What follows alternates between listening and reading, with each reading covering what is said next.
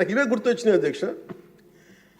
వాళ్ళు ఎప్పుడైతే పేపర్లు విసిరేసి అక్కడ దాకా వచ్చారో నాకు గుర్తొచ్చింది వివేకానంద రెడ్డి గారి హత్య గుర్తొచ్చింది. అంటే వాళ్ళ విధ్వంస విధానం చూశారు. అలాగే ప్రజావేదిక ప్రజావేదికని కూల్చిన విధానాన్ని గుర్తొచ్చింది అధ్యక్ష. 200 పైచిలకు ఆలయాలని విధ్వంసం గుర్తొచ్చింది అధ్యక్ష.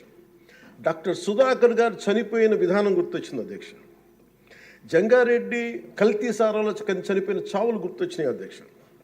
సుప్రీంకోర్టు జడ్జిలతో లెటర్ రాసిన విధానం గుర్తొచ్చింది అధ్యక్ష. వాళ్ళు చేసిన గొడవకి మన హైకోర్టు ఆంధ్రప్రదేశ్ హైకోర్టు జడ్జెస్ని సోషల్ మీడియాలో బూతులు తిట్టిన విధానం గుర్తొచ్చింది అధ్యక్ష. సోషల్ మీడియా అబ్యూస్ గుర్తొచ్చింది అధ్యక్ష. పత్రికాధిపతులపై దాడులు గుర్తొచ్చినాయి అధ్యక్ష. రివర్స్ టెండరింగ్ గుర్తొచ్చింది అధ్యక్ష. పాలసీ టెర్రరిజం గుర్తొచ్చింది అధ్యక్ష. స్వయాన మీ మీద జరిగిన టార్చరు, దాడులు, ఇబ్బంది పెట్టిన విధానం గుర్తొచ్చింది అధ్యక్ష. మడడువుల విధ్వంసం గుర్తొచ్చింది అధ్యక్ష. చంద్రబాబు గారిని 53 రోజులు జైల్లో పెట్టి ఇబ్బంది పెట్టిన విధానం గుర్తొచ్చింది అధ్యక్ష. అమరావతి రైతుల్ని దారుణంగా రక్తాలు వచ్చేలా కొట్టి కేసులు పెట్టింది గుర్తొచ్చింది అధ్యక్ష. తిరుపతి కల్తీ లడ్డులు గుర్తొచ్చినాయి అధ్యక్ష. అబ్యూజ్ ఆన్ విమెన్ గుర్తొచ్చింది అధ్యక్ష.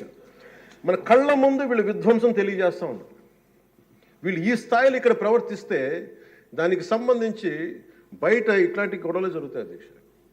ఇది మారాలి అని చెప్పి మనం మాట్లాడితే ప్రజలు మనకి ఈ రోజున ఇంత అత్యధిక బలంతో మనల్ని ఇక్కడ నుంచోబెట్టారు అధ్యక్ష, ఇక్కడ కూర్చోబెట్టారు మనందరినీ. దీనికి గౌరవ ముఖ్యమంత్రి గారు ప్రదేశాలు చెప్తూ ఉంటారు. అలాగే ఇది మినిమం గవర్నమెంట్, ఇది మన నరేంద్ర మోదీ గారు చెప్తారు, గౌరవ ప్రధానమంత్రి, minimum government and maximum governance అని. దాంట్లో భాగంగానే చాలా గ్రేట్ అడ్మినిస్ట్రేటివ్ రిఫార్మ్స్ పట్టుకొచ్చారు. ఈ రోజున వాట్సాప్ గవర్నెన్స్ కూడా ముందుకు తీసుకెళ్ళడానికి ఆయన అనుభవం.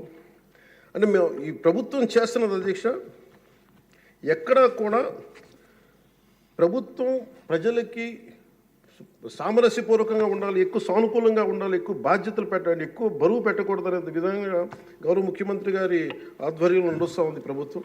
మేమందరం ఆయనకి సహాయ సహకారాలు అందిస్తూ ఉన్నాం అధ్యక్ష. Governor his excellency Abdul Nazeer గారికి రాష్ట్ర ప్రభుత్వ అధిపతిగా గవర్నర్ హోదాలో శాసనసభను ఉద్దేశించి రాష్ట్ర అభివృద్ధి భవిష్యత్ నమూనాను దిశానిర్దేశం చేసినందుకు వారికి నా హృదయపూర్వక కృతజ్ఞతలు. అలాంటి ఉన్నతమైన వ్యక్తి ఇస్తున్న సందేశాన్ని చూసి వైసీపీ వాళ్ళు బాయ్కాట్ చేయడం చాలా దురదృష్టకరం. ఇలాంటి ఆయన చూస్తూ ఉన్నాను అధ్యక్ష.